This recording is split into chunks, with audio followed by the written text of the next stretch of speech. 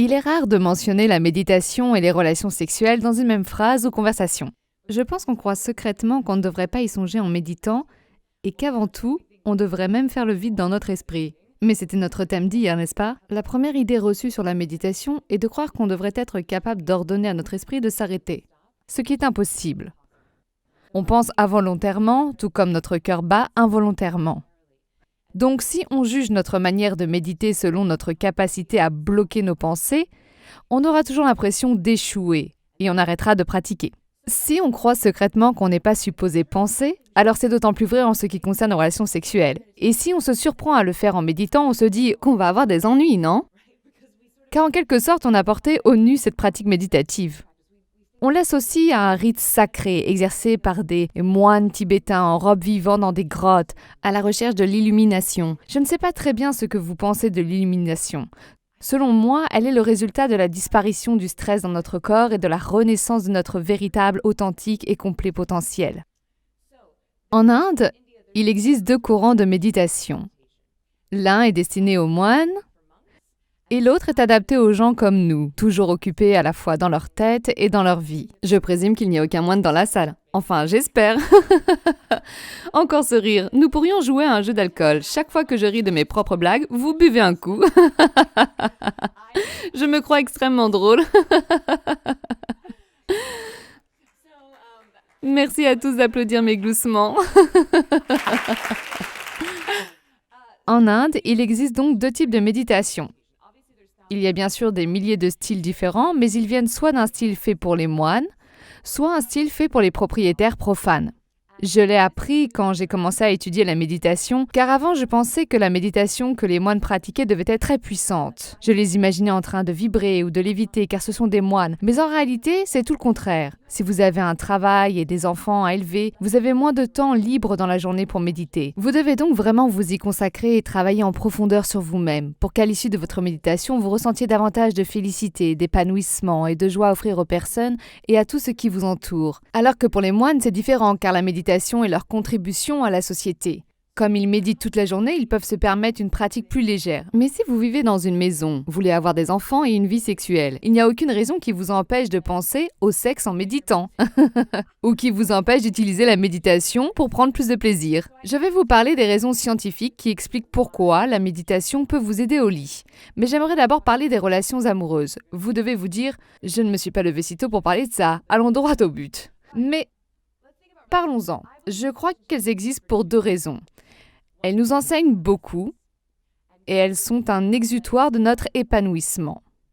En Occident, nous pensons que la recette pour une relation amoureuse réussie consiste à se marier, avoir des enfants et une belle maison avec jardin. Voilà les critères d'une bonne relation amoureuse. Mais souvenez-vous de vos relations passées. J'ose assumer que vous avez eu plusieurs relations réussies, même si vos chemins se sont séparés. Je crois profondément que chaque nouvelle personne, chaque nouvelle relation est comme une nouvelle matière scolaire. Si on apprend sa leçon, on passe à une nouvelle matière, ou on passe au niveau supérieur, on continue d'attirer de plus en plus de belles personnes dans notre vie. Les relations sont donc là pour nous enseigner. Je pense aussi qu'elles sont un exutoire de notre épanouissement. Elles ne sont pas la source à laquelle nous venons puiser pour nous épanouir. Dans le fond, on le sait, même si Hollywood a quelque peu détraqué notre concept des relations amoureuses en utilisant ces 3 mots « tu me complètes ». Tu ne me complètes pas. Tu ne peux pas me compléter.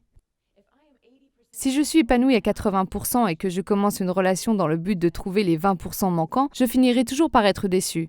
Et vous savez pourquoi? Car votre félicité réside en vous-même et nulle part ailleurs. Et il existe à un seul moment et c'est maintenant. Si vous n'arrivez pas à trouver cette félicité et cet épanouissement en vous et en cet instant, vous n'arriverez pas à le trouver avec quelqu'un d'autre, comme par magie. Vous ne le trouverez pas non plus avec le prince charmant ou la femme la plus sexy de la Terre. Ça n'a rien à voir avec votre partenaire, aussi fabuleux soit-il. Car vient ensuite le syndrome de « je serai heureux quand ». Je serai heureux quand je serai en couple. Je serai heureux quand mon partenaire commencera une thérapie ou quand il commencera à méditer, n'est-ce pas? Je suis donc épanouie à 80%. Tout va pour le mieux, je suis fière de mes 80%, mais je suis secrètement énervée contre toi car tu ne m'as pas donné les 20% manquants. Et vous savez quoi? Je serai heureuse quand je me serai débarrassée de cet imbécile. Je vais me débarrasser de ce gars-là et je serai heureuse, pas vrai? Mais ça ne marche pas comme ça. La méditation nous donne l'accès à une source infinie de félicité, d'épanouissement et d'énergie d'adaptation. Si vous avez les moyens de vous remplir à 100%, de faire le plein d'épanouissement, vos relations serviront alors d'exutoire à cet épanouissement. C'est une belle manière de vivre vos relations. Ensuite, une sorte de spirale montante, paradoxale, réciproque commence. Vous devez penser, c'est bon, on a compris, quand est-ce qu'on passe aux détails croustillants? Mesdames, j'ai une question pour vous. C'était quand la dernière fois que vous avez couché avec un homme et que le lendemain, vous avez appelé votre ami pour lui raconter « Hier soir, j'ai eu la meilleure partie de jambes en l'air avec ce type qui faisait bien plus que son âge. Il avait du bide et était complètement distrait. » J'imagine que ça ne vous est jamais arrivé. J'ai aussi une question pour vous, messieurs. Vous souvenez-vous de la dernière fois que vous avez dit « Les gars, j'ai branché cette fille hier soir et c'était tellement sensuel. Elle était super nerveuse, tendue et complexée par son corps. Elle a passé toute la nuit à examiner sa cellulite dans le miroir. » Ça ne s'est jamais produit, n'est-ce pas? Comme je vous en parlais hier, ce stress nous vole toutes nos capacités de performance. Autant au travail que dans la chambre à coucher. Savez-vous ce qu'il se passe quand vous stressez? Faisons un petit résumé du cours précédent. Quand vous êtes stressé, votre corps se prépare à affronter l'attaque d'un prédateur. Il se lance dans une série de réactions chimiques. Votre digestion s'arrête, votre peau devient acide, votre sang s'épaissit et coagule, votre champ de vision diminue, votre vessie et vos intestins se dilatent et votre système immunitaire passe au second plan. Cette série de réactions chimiques est bénéfique à condition de faire face à l'attaque d'un prédateur. Mais si on est sur le point de conclure, c'est pas le moment d'aller faire sa grosse commission. C'est tout sauf sexy. Quand on médite, on évacue le stress de notre système nerveux, ce qui nous permet d'être pleinement présent dans tout type de rencontres, surtout celles qui sont intimes. L'activité sexuelle requiert plus que toute autre activité d'avoir conscience du moment présent. Quelle est l'excuse la plus typique et quelque peu stéréotypée que nous donnons si nous ne voulons pas avoir de rapport sexuel? La fatigue. La fatigue, oui, ou bien « pas ce soir chérie, j'ai mal à la tête », pas vrai? On a déjà deux raisons.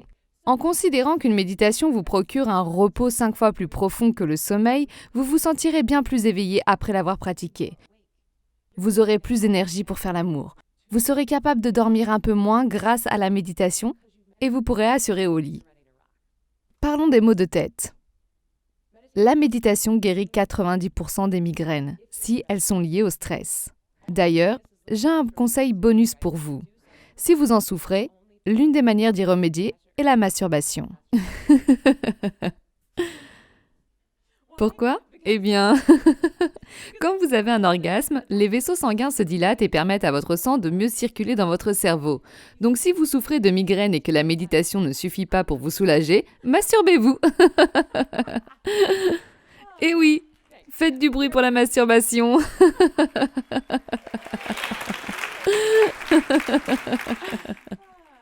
C'est donc pour ça que je n'ai pas de maux de tête. Il a dit, c'est donc pour ça que je n'ai pas de maux de tête.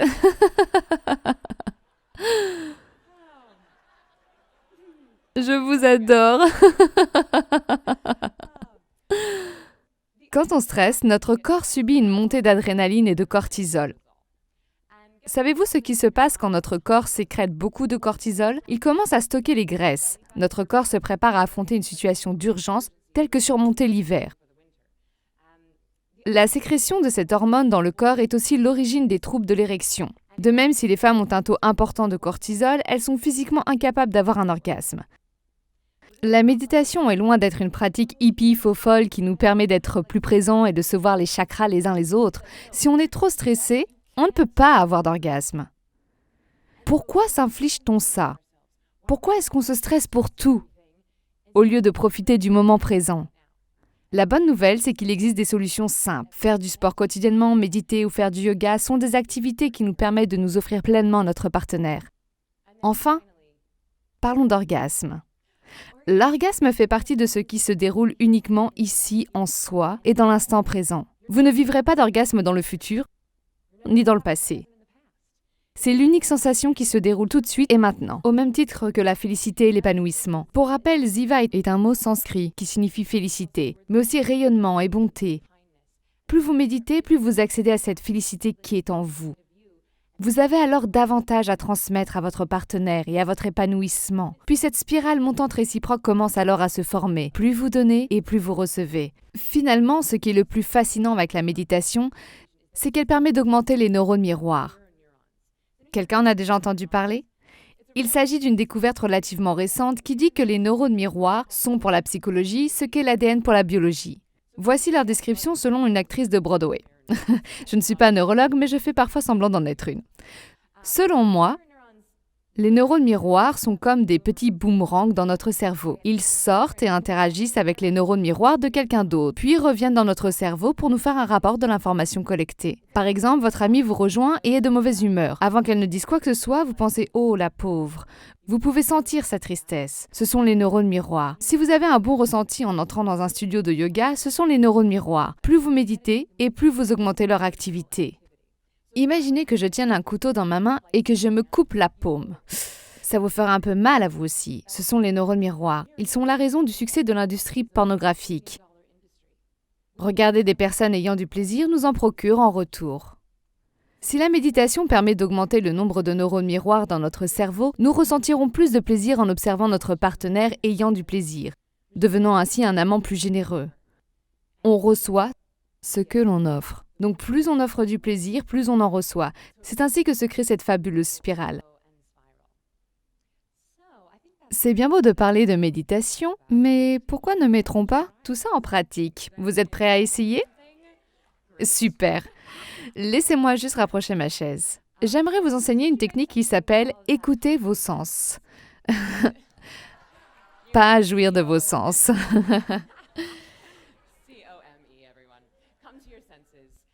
C'est une technique très simple, mais aussi très puissante. On peut même la pratiquer les yeux ouverts. Mais pour commencer, j'aimerais que nous fermions les yeux. Commençons par un exercice d'équilibrage, comme nous l'avons fait hier, simplement pour nous préparer. Si vous n'avez pas de chaise, j'aimerais que vous en trouviez une pour reposer votre dos en gardant votre tête libre de ses mouvements. Utilisez à présent votre main droite pour boucher votre narine droite et expirez par la narine gauche. Très bien. Maintenant, inspirez par votre narine gauche. Puis bouchez-la avec votre annulaire et expirez par la narine droite. Superbe. Inspirez par la droite. Puis bouchez-la et expirez par la narine gauche. Inspirez par celle de gauche. Continuez à votre propre rythme. C'est le modèle à suivre. Expirez, puis inspirez du côté gauche. Expirez ensuite par la narine droite et inspirez du même côté. Amusez-vous à remplir vos poumons au maximum. Une fois remplis, laissez-vous flotter un instant, puis relâchez et évacuez lentement tout l'air de vos poumons. Changez de narine et marquez une pause au bout de cette expiration, puis laissez à nouveau cet air remplir vos poumons. À chaque inspiration, imaginez l'air circuler en remontant le long de votre colonne vertébrale. Et à chaque expiration, envoyez cet air et cette énergie à travers le centre de votre front. Nous sommes en train de réveiller cette énergie sexuelle et créative localisée dans le bas de notre colonne vertébrale, tout en la transmettant à la terre. L'énergie créative et sexuelle ne font qu'une. C'est pour ça qu'on devient si créatif après une rupture. Allez à votre rythme, remplissez vos poumons au maximum, expirez jusqu'à les vider complètement. Appréciez ce cycle respiratoire imaginaire partant de la base de votre colonne vertébrale et remontant par votre épine dorsale pour finalement expulser l'air et l'énergie par le centre de votre front. Répétez plusieurs fois ce cycle respiratoire à votre propre rythme.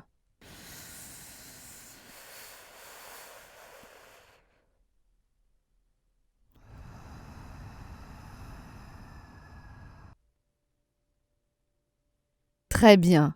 À la prochaine expiration par la narine gauche, gardez les yeux fermés et posez votre main sur vos genoux. Je vais maintenant vous guider à travers cette technique de visualisation nommée « Écoutez vos sens ». Nous allons réveiller nos 5 sens, car c'est de cette manière que nous expérimentons la vie, à travers nos 5 sens. Revenez doucement à une respiration plus lente, plus naturelle, sans forcer. Laissez l'air que vous respirez circuler naturellement. Lors de votre prochaine inspiration, j'aimerais que vous prêtiez attention à ce que vous entendez. Éveillez votre ouïe tout en gardant les yeux fermés. Essayez de détecter le son que vous distinguez le plus. Pour la plupart d'entre vous, ce sera ma voix ou cette musique de fond qui sont les sons qui prédominent dans cette salle.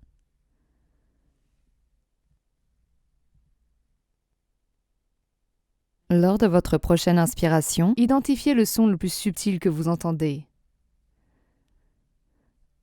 On va un peu baisser le volume de la musique. Discernez le son le plus discret, le plus subtil. Ça peut être votre propre respiration ou un bruit plus lointain.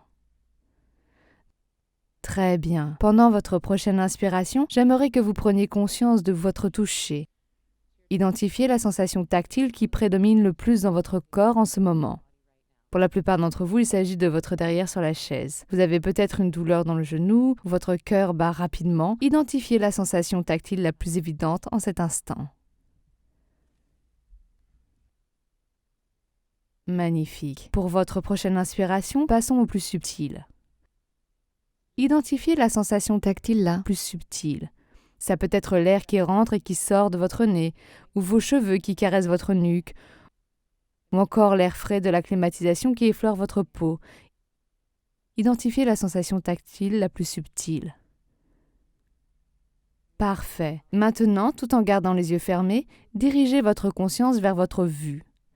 Observez ce que vous voyez avec vos yeux fermés. Ça peut être l'obscurité, ou la luminosité provenant du haut de vos paupières, ou encore des formes qui dansent devant vos yeux. Observez simplement ce que vous voyez.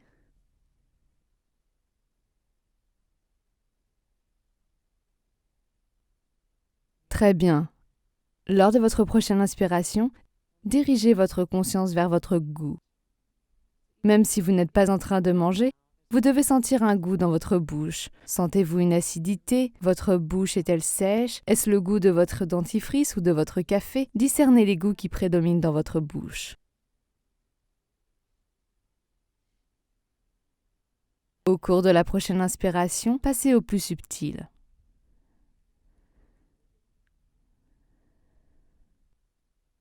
Très bien. Inspirez. J'aimerais que vous sentiez ce que vous respirez. Identifiez l'odeur prédominante dans la salle. Ça peut être l'odeur de votre shampoing ou le parfum de votre voisin. Respirez profondément l'odeur qui prédomine en ce moment. Lors de votre prochaine inspiration, dirigez votre conscience vers le plus subtil. Dieu est dans chaque petit détail. Concentrez-vous sur ces différences subtiles. L'odeur de cette salle est-elle différente de celle de votre chambre d'hôtel ou de votre bureau? Il y a peut-être une absence d'odeur. C'est magnifique. Lors de votre prochaine inspiration, j'aimerais que vous éveilliez vos 5 sens simultanément. Éveillez vos sens de l'ouïe, du toucher, de la vue, du goût et de l'odorat de façon simultanée. Le plus remarquable, c'est qu'en éveillant nos 5 sens, on peut éveiller notre 6e sens. C'est à travers nos 5 sens qu'on peut ressentir notre intuition.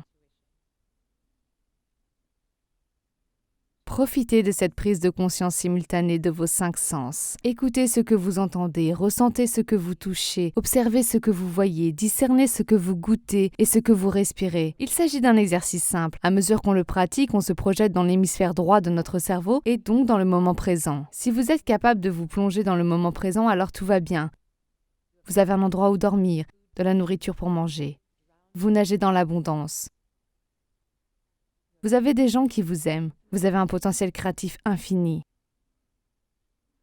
Profitez de cette expérience sensorielle de vos 5 sens.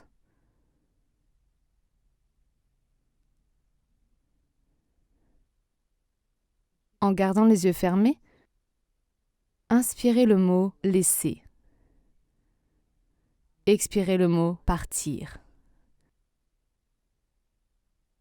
Encore une fois, inspirez le mot « laisser » et expirez le mot « partir ». Laissez-vous emporter par ce magnifique sentiment d'abandon. Rappelez-vous que lâcher prise ne veut pas dire laisser tomber, mais signifie s'abandonner à quelque chose de bien plus intelligent et puissant que soi. C'est la nature, notre intuition à laquelle on accède à travers nos 5 sens.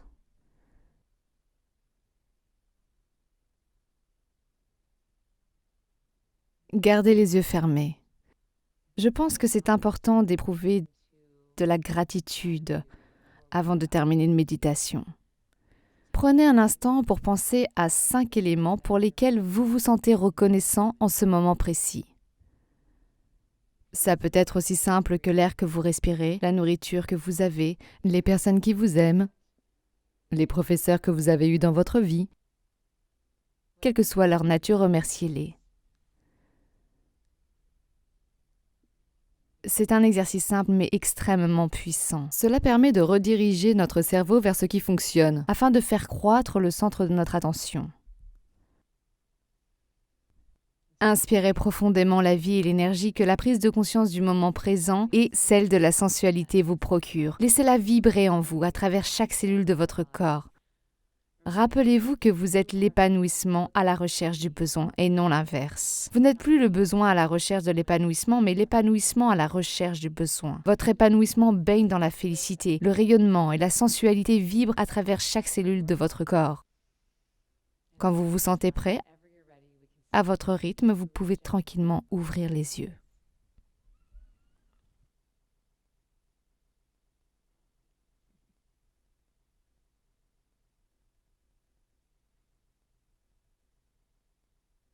Je vous adore tellement.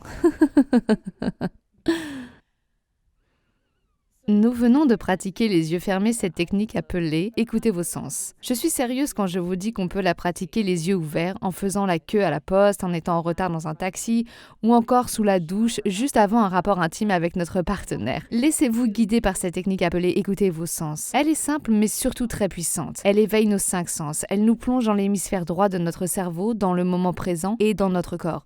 En vérité, tout va pour le mieux en cet instant. Je vous remercie d'avoir osé m'accompagner dans cette méditation.